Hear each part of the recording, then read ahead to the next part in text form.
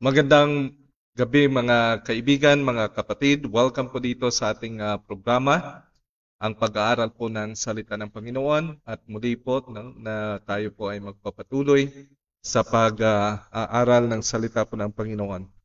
Welcome po dito sa ating programa, ang pag-aaral po ng aklat ng Daniel and the Revelation.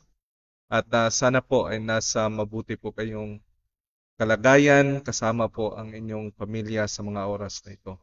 Mga kaibigan, mga kapatid, bago po tayo dadako sa ating topic sa gabing ito, nais ko pong anyayahan kayo sa isang panalangin.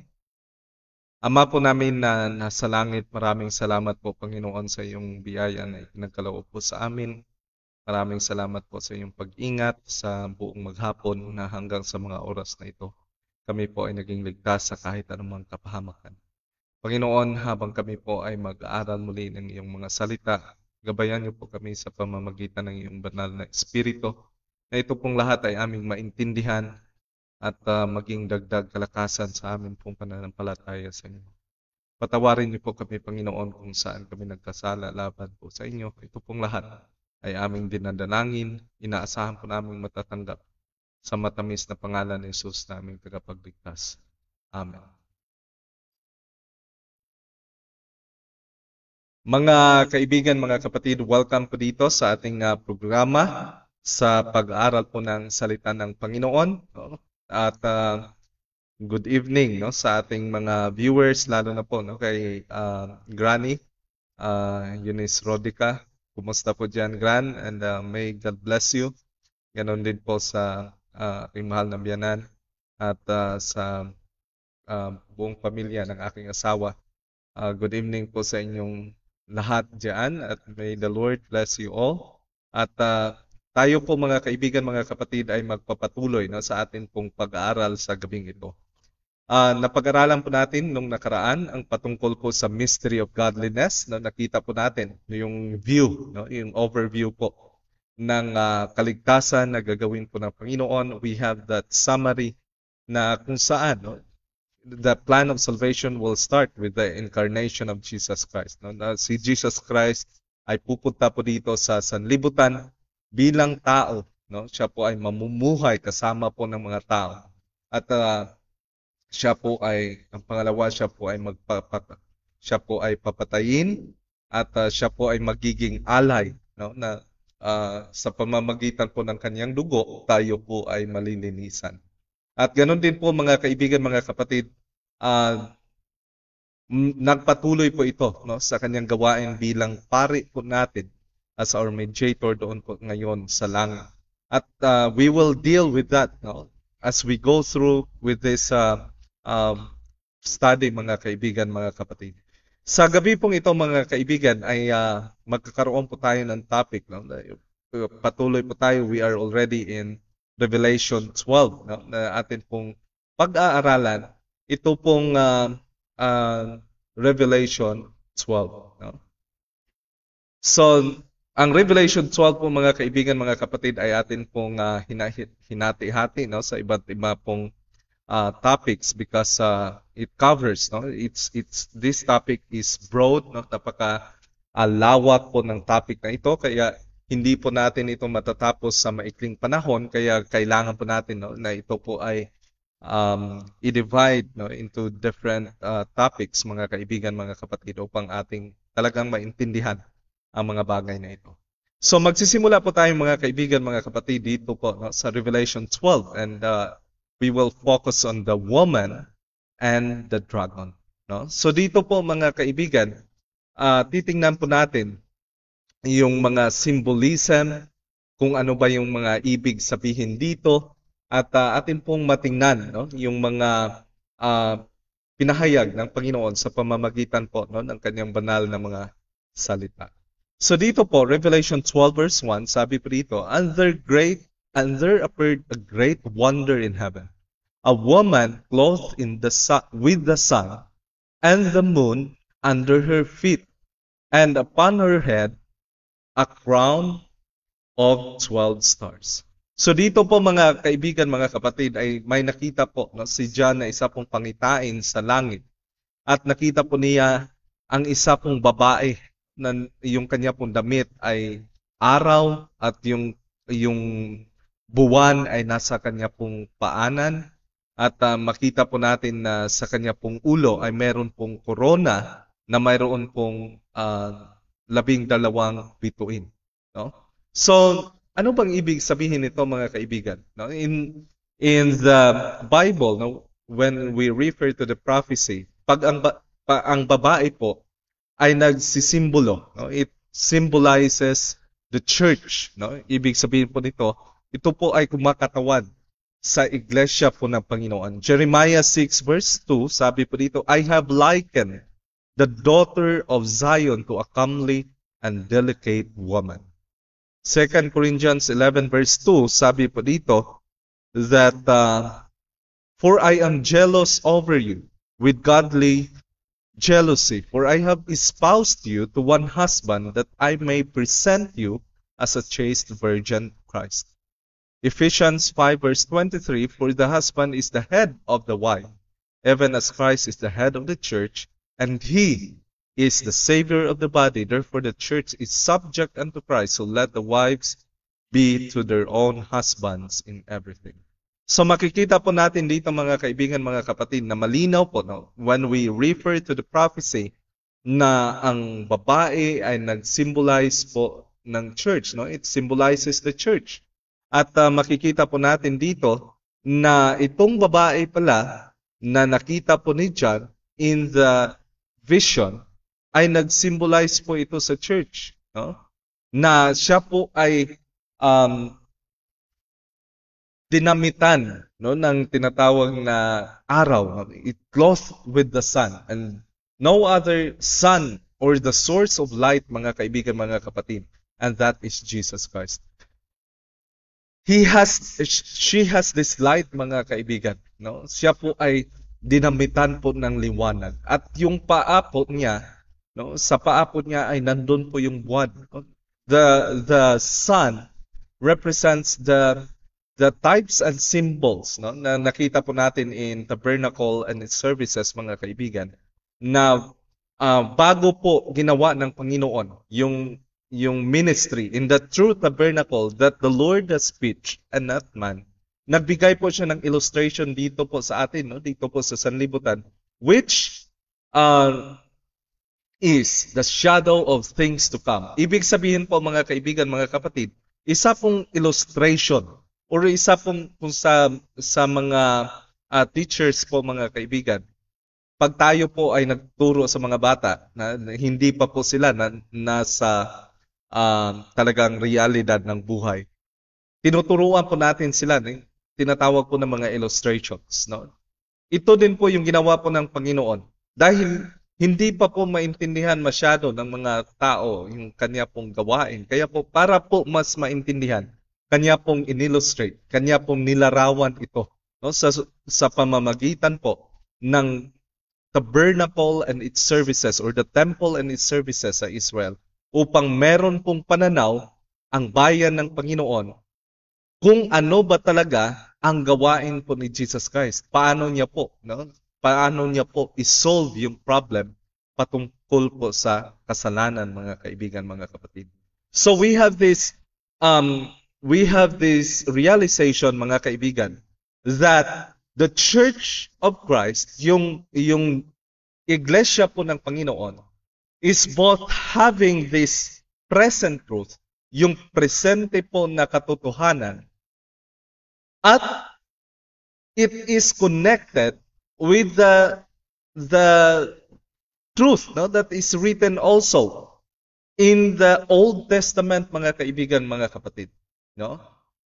Although na yung mga services of the temple here on earth, dito po sa sanlibutan, ay hindi na po nagpapatuloy dahil nga po nasa yung operational na po, no, or ginagawa na po yung ministry in the heavenly sanctuary.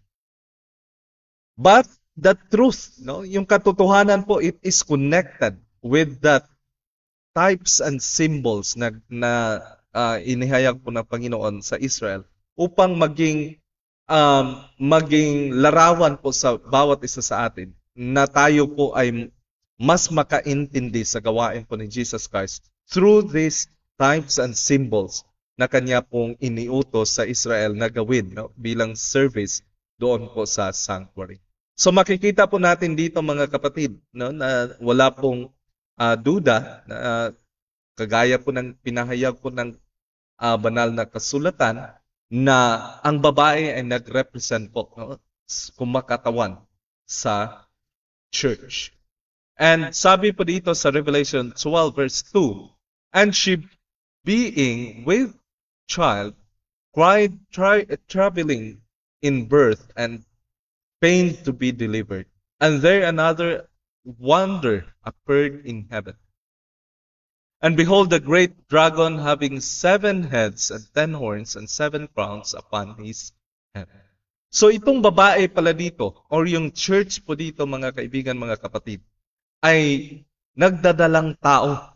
No? Yung iba po ay tinutukoy po itong babae sa kay Mary. No? But in reality, when we are talking about the prophecy, we are referring to the church. No? So yung babae po dito ay nagdadalang tao at nasa bingit na po ng panganganak. No? At nasa pagpapasakit na po ng panganganak, mga kaibigan, mga kapatid. At nakita po ni John na meron pong dragon, no? Pulang dragon, na meron pong 7 ulo at meron pong 10 sungay. At sa kanya pong ulo ay meron pong tinatawag na 7 crowns. So makikita po natin dito mga kaibigan, mga kapatid, that this great dragon, dalawa po, merong babae na nagdadalang tao na malapit na pong manganganak at meron pong dragon na nakaabang, mga kaibigan, mga kapatid. Titingnan po natin mga kaibigan, no? Dito po sa isa pong aklat, no? The Great Controversy, page 438, sabi po dito, the line of the prophecy in which these symbols are found begins with Revelation 12. With the dragon that sought to destroy Christ at his birth, the dragon is said to be Satan. Revelation 12 verse 9. He it was that moved upon Herod to put the Savior to death, but the chief agent of Satan in making war upon Christ and his people during the first centuries of the Christian era was the Roman Empire, in which paganism was the prevailing religion. Thus, while the dragon primarily represents Satan, it is, in the secondary sense, a symbol of pagan Rome. So makikita po natin dito mga kaibigan, mga kapatid, na itong dragon na ito both represents Satan and in secondary sense represents Rome. No? Kasi makikita po natin mga kaibigan, mga kapatid, that yung kaaway po ng Panginoon ang siyang nag-uudyok sa mga tao na usigin yung kanyang bayan. Sila rin po ang nag-inspire, yung kaaway po ng Panginoon ang nag-inspire sa mga tao upang ipapako si Jesus Christ sa cross. No?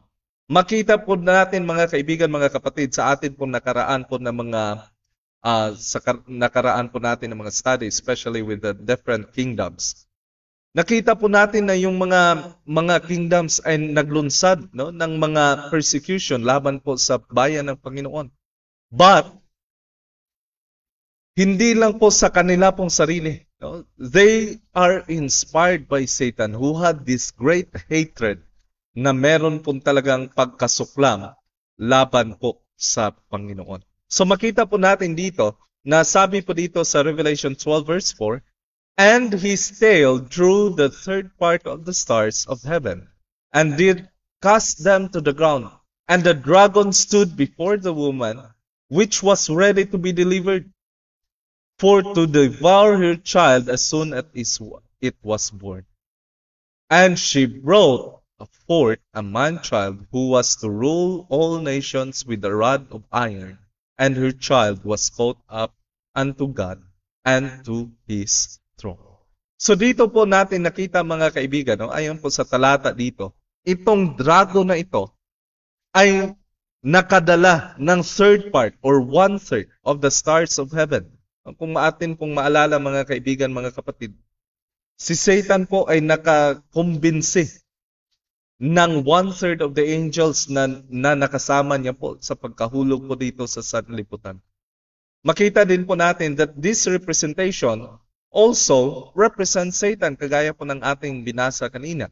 But of course, na habang manganganak na pong itong babae, kasi kasama po sa plano po ng kaligtasan, kagaya nga ng ating napag-aralan nung nakaraan, nakasama po sa plano ng kaligtasan na si Jesus Christ po ay pupunta po dito sa sanlibutan.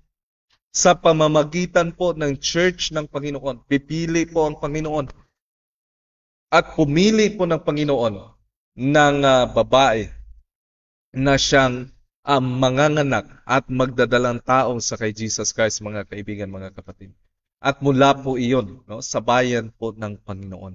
At nakita po natin dito na yung dragon, habang itong babae, nung nakita niya na po na malapit na pong manganak, yung dragon po ay nakaabang na gusto niya pong patayin ang anak ng babae as soon as it was born, mga kaibigan, mga kapatid.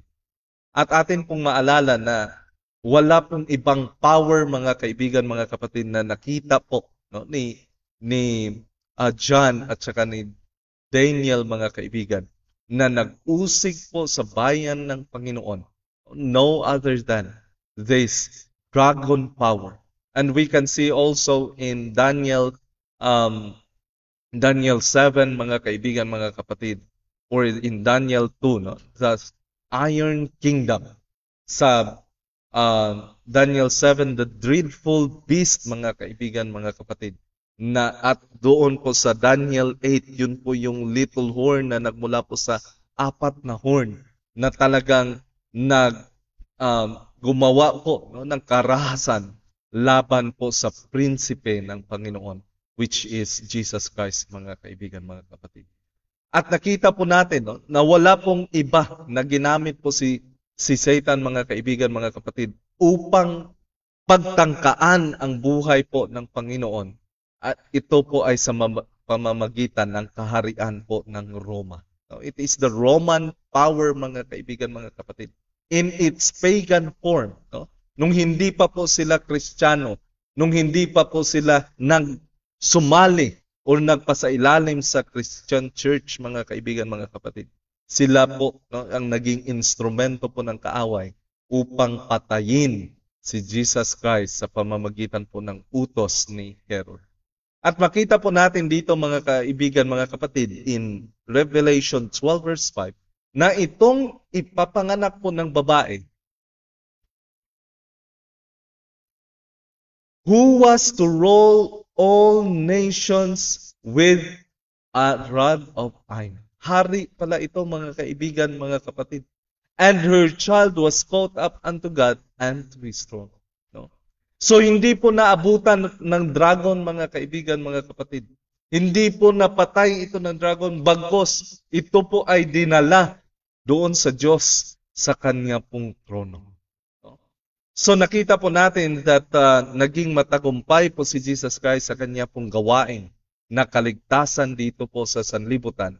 Siya po ay namuhay sang-ayon sa kalooban po ng Ama. He lived a sinless life, mga kaibigan, mga kapatid, sa kabila po ng mga tentasyon na binigay ng kaaway. Ngunit nakita po natin na si Jesus Christ have lived a sinless life and have offered His life. Binigay niya po yung kanyang buhay as an offering na naging alay po natin, mga kaibigan, mga kapatid, upang tayo po ay magkaroon ng kaligtasan. Kaya makikita po natin dito, mga kaibigan, that this is very consistent with the prophecies in Daniel and Revelation. Nakita po natin that in Daniel 2, ang bato na siyang sisira sa image ay mula po sa mountain. Mountain also represents the church.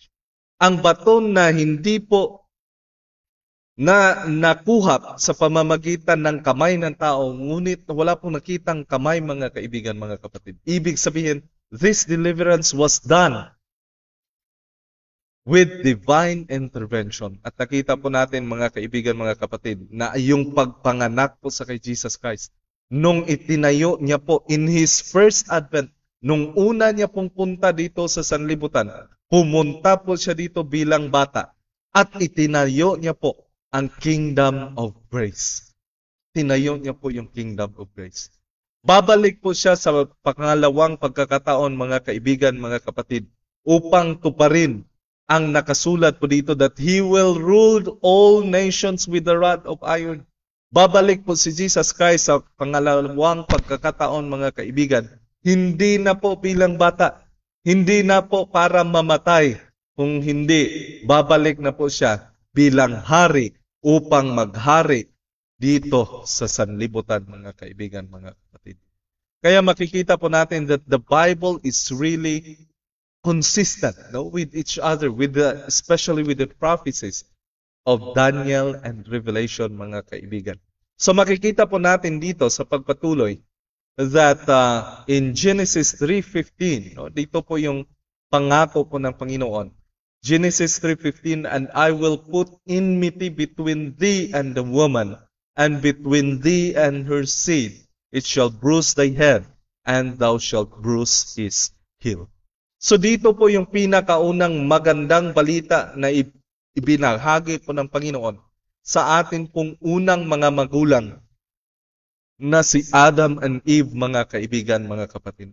Nilagyan po ng pag-away, nilagyan po ng enmity ang babae at ang ahas. Ibig sabihin po, mga kaibigan, mga kapatid, sa pamamagitan po ng paglagay po ng enmity ng Panginoon sa pagitan ng ahas at ng babae, ay hindi po magiging fully under the power of Satan ang tao, mga kaibigan, mga kapatid. God has intervened. Namagitan po ang Diyos. Nagbigay po siya ng kaligtasan, mga kaibigan, mga kapatid. Kasama po ang pangako na yung anak ng babae ay kakagatin po sa kanyang, or it shall bruise, no? Susugatan niya po, no? Yung heel ng anak ng babae. Ngunit yung anak po ng ahas, yung ahas po, mga kaibigan, mga kapatid, ay susugatan po sa kanyang ulo. So makikita po natin dito, no, na nakita po ito, nasaksihan po ito ng kaaway, na ito pong judgment ng Panginoon, ito po na pagpapahayag ng Panginoon, na darating ang panahon na meron pong tatalo sa ahas. Ang ahas po na naninlang sa atin pong mga unang mga magulang ay tatalunin po ng anak ng babae. This was the hope, no? Ito po yung pag-asa, mga kaibigan, mga kapatid, na napakatagal po na inantay ng buong sanlibutan, no? Lalo na po ng bayan ng Israel, the hope for the Messiah, the hope for the Christ, the hope for the seed that was promised to man. Alam niyo, di po biro yung pag-aantay po ng sangkatauhan, mga kaibigan, mga kapatid. Umabot po ng 4,000 years bago po natupad ang pangako po ng Panginoon.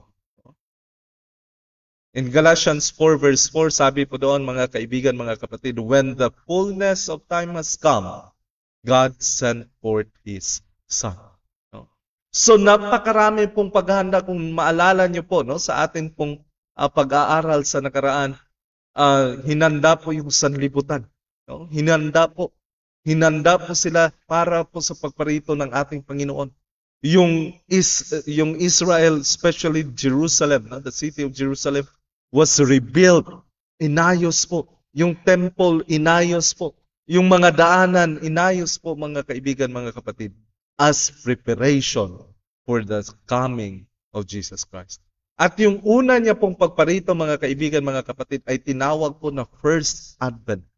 At sinabi po ni Jesus Christ nung siya po ay namatay, it is finished. No? Bakit it is finished? Nagawa niya na po, naging sigurado na po ang kamatayan ng kaaway po ng Panginoon pagkat naialay na po si Jesus Christ doon po sa cross at siya po ay nagbigay o nagbuwis ng kanyang buhay. So we have this fulfillment of the promise of God na talagang ililigtas niya po, no, yung sangkatauhan. Makikita po natin, mga kaibigan, mga kapatid, sa susunod po ng mga talata, no, atin pong babasahin. Dito po sa Isaiah 9, no, verse 6, sabi po dito, "For unto us a child is born, unto us a son is given, and the government shall be upon his shoulder, and his name shall be called Wonderful, Counselor, the Mighty God, the Everlasting Father, the Prince of Peace. Of the increase of his government and the peace there shall be no end, upon the throne of David and upon his kingdom, to order it and to establish it, and with judgment and with justice from henceforth, even forever. The zeal of the Lord of hosts will perform this." Napakarami pong prophecy, mga kaibigan, mga kapatid, na patungkol po, no, sa pagparito ng anak po ng Diyos na siya po ay ipapanganak. No? Ayon po dito sa Isaiah, especially with the book of Isaiah, mga kaibigan, mga kapatid, it foretells about the coming of Jesus Christ. Kaya makita po natin dito na binigay po ng Panginoon yung kaisa-isang anak niya po dito po sa sanlibutan upang magpahayag ng kanyang pagmamahal, magpahayag ng kanyang totoong character, magpapahayag ng kanyang totoong layunin, mga kaibigan, mga kapatid. At makita po natin na si Jesus Christ ay nagtagumpay sa kanyang misyon dito po sa sanlibutan.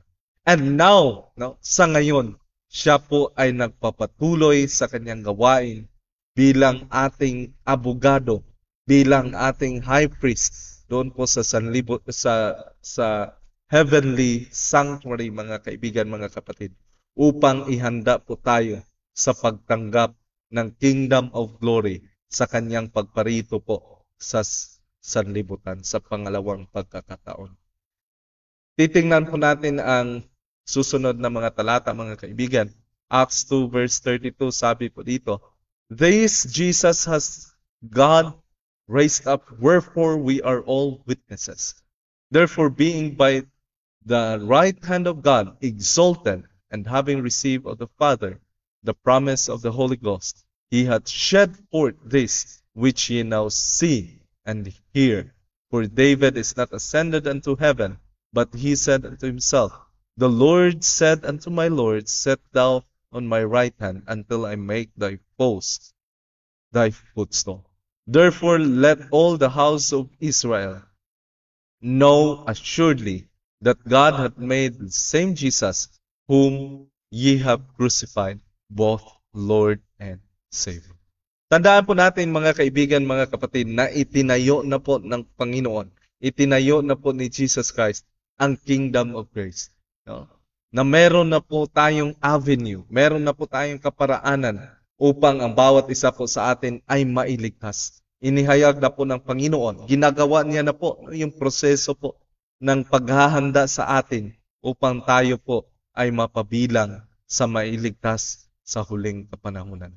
Kaya po, mga kaibigan, mga kapatid, nakita po natin dito ang malaking pagmamahal po ng Panginoon. And Jesus Christ has already won the battle.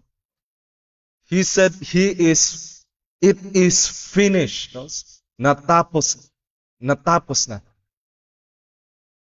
Kaya makita natin, mga kaibigan, mga kapatid, that Jesus Christ was already exalted. Ngunit hindi pa po niya tinanggap yung kanyang pagkahari.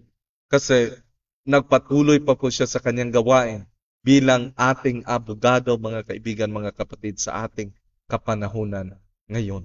No? At makita po natin, sabi po dito sa kasunod po na talata in Revelation 12 verse 6, and the woman fled into the wilderness, where she had a place prepared of God, that they should feed her there 1,260 days. Alam niyo mga kaibigan, mga kapatid, napakatindi ng pagkasuklam ng kaaway laban po sa woman or sa church. Alam niyo po yung mga disciples, nung sila po ay nag-preach ng magandang balita ng kaligtasan na ginawa po ng Panginoon, na ang kaharian ng Panginoon ay nandito na sa sanlibutan. The kingdom of grace, that we have this deliverance. Pwede na po tayong mapatawad ng Panginoon. Pwede na po tayong magbago. Pwede na po tayong makasunod because God has already established this kingdom of grace, mga kaibigan, mga kapatid. We have that assurance of forgiveness. Alam niyo mga kaibigan, mga kapatid, galit na galit ang kaaway nito that the church, yung church po ng Panginoon ay binigyan po ng Panginoon ng wings. He fled into the wilderness. Pumunta po siya sa wilderness. Ibig sabihin, this is symbolical, mga kaibigan, mga kapatid. Dumaan sa paghihirap yung church ng Panginoon. Dahil lang po sa kanyang kasalanan, ang kasalanan po ng church na tinuring po na kasalanan ng pagan Rome, na naging papal Rome, mga kaibigan, mga kapatid, ay dahil sila po ay nagpapaalam sa sanlibutan that Jesus Christ is our sacrifice. Jesus Christ is our priest.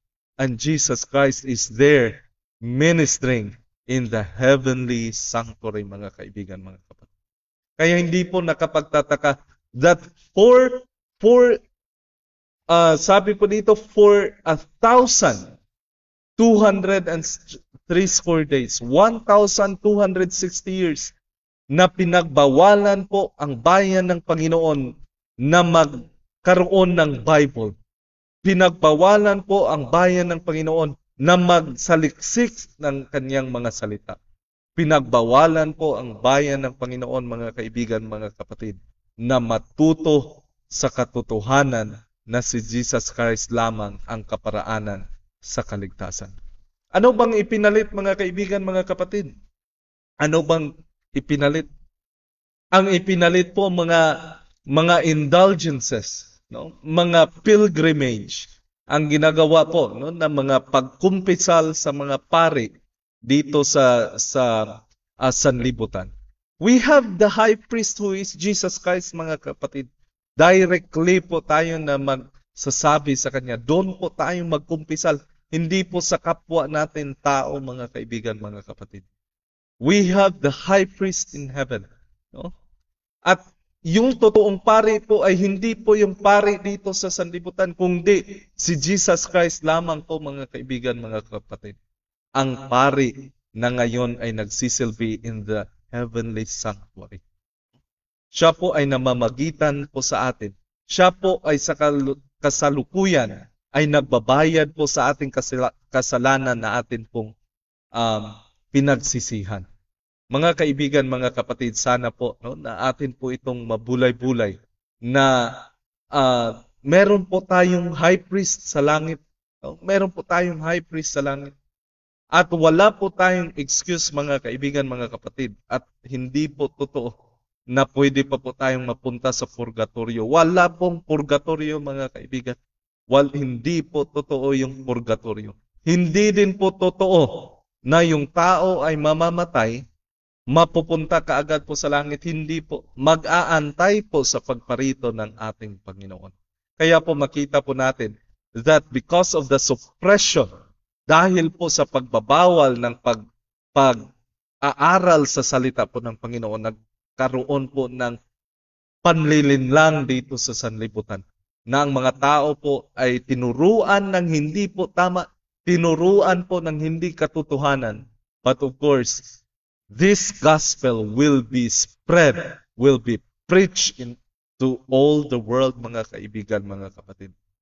Hindi po ito mapipigilan na ipaalam sa buong sangkatauhan that we have a high priest in heaven where we can come to Him anytime, anywhere mga kaibigan, mga kapatid, na pwede po tayong lumapit sa Kanya as our friend.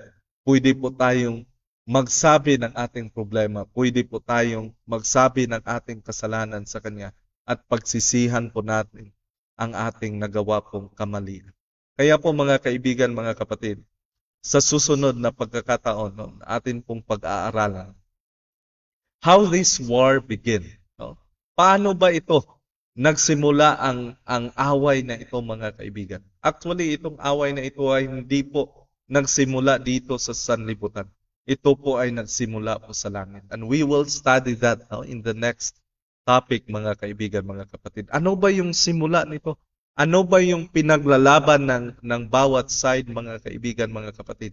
Upang makita po natin at magkaroon po tayo ng masusi at with wise na pagpipili. Kung saan ba tayo papanig mga kaibigan, mga kapatid? Doon ba tayo sa kaaway o dito sa kay Jesus Christ? No? Titingnan po natin what had happened in heaven sa susunod po na atin pong pag-aaral mga kaibigan. Kaya maraming salamat po sa inyong pag-aaral, sa inyong pagsama sa atin sa ating pag-aaral sa gabing ito at muli po mga kaibigan, mga kapatid, marami pong salamat sa patuloy niyo pong pagsubaybay sa ating pag-aaral. Sana po ay patuloy niyo na subaybayan sa susunod po ng pagkakataon upang magkaroon po tayo ng dagdag kaalaman patungkol po sa salita ng Panginoon. At ito pong napag-aralan natin, you can review it. No? Pwede niyo pong i-review. Hindi lamang na i-review niyo dito po sa atin pong video. You can have your Bible. No? Basahin niyo po sa Bible. Huwag po kayong magkontento. Huwag po kayong makampante hanggat hindi po kayong mismo ang nakapagbasa sa Bible na atin pong sinasay dito mga kaibigan, mga kapatid. So may the Lord bless us at bago po tayo magtatapos, nais ko pong anyayahan kayo sa isa pong panalangin. Ama po namin na nasa langit, marami pong salamat sa inyo pong pagsama sa amin sa pag-aaral ng iyong mga salita.